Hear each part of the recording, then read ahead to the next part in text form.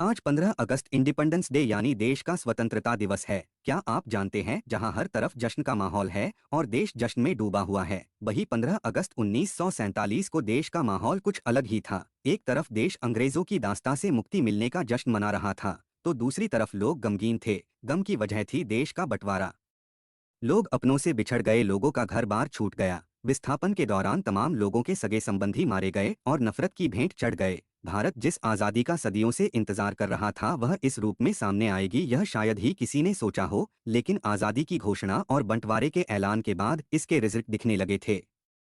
देश के तमाम बस अड्डों, रेलवे स्टेशनों पर रोती बिलखती भीड़ को सरहदों में बांट रहा था। दिल्ली से करीब 450 किलोमीटर दूर अमृतसर रेलवे स्टेशन पर भी हालात कुछ ऐसे ही थे। यह रेलवे स्टेशन कम शरणार्थी कैंप ज्यादा लग रहा था। पाकिस्तान के हिस्से जो पंजाब आया था वहां से हजारों लोग यहाँ पहुंच रहे थे और यहाँ से उन्हें दूसरे ठिकानों पर भेजा जा रहा था। और आज़ादी के पहले दिन अमृतसर रेलवे स्टेशन का हाल कुछ बदला बदला था। यहाँ जो हुआ था वह सुनकर शायद आपकी रूह कांप जाएगी। 15 अगस्त 1947 को अमृतसर स्टेशन पर खचाखच भीड़ थी। पाकिस्तान से डाउन एक्सप्रेस आने वाली थी। स्टेशन मास्टर छेनी सिंह भीड़ को चीरकर आगे बढ़े, लेकिन उन्हें भी यह नहीं पता था कि कुछ ही पलों में क्या होने वाला है।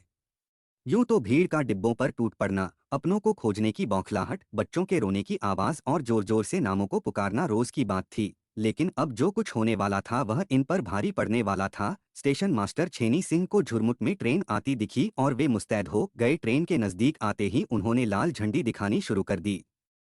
चंद सेकंड में दैत्याकार ट्रेन के पहिए थम गए, लेकिन ट्रेन से भीड़ की जगह 4 सिपाही उतरे और मुस्तैदी से अपनी बंदूकें संभाले ड्राइवर के पास खड़े हो गए। छेनी सिंह 8 डिब्बे की उस गाड़ी को घूरकर देख रहे थे और उन्हें एहसास हो गया था कुछ बहुत ही गड़बड़ है। दरअसल यह रेलगाड़ी नहीं बल्कि लाश गाड़ी थी। मशहूर इतिहासकार डोमिनिक लॉपियर और लैरी कॉलिंस अपनी किताब फ्रीडम एट मिडनाइट में इस गाड़ी को एल भूत गाड़ी की संज्ञा देते हैं। स्टेशन मास्टर छेनी सिंह जब दिल मजबूत कर ट्रेन के डिब्बे में दाखिल हुए तो उनकी रूह कांप गई। ट्रेन के फर्श पर लाशों का ढेर पड़ा था। किसी का गला कटा था तो किसी की आंतें बाहर निकली थीं।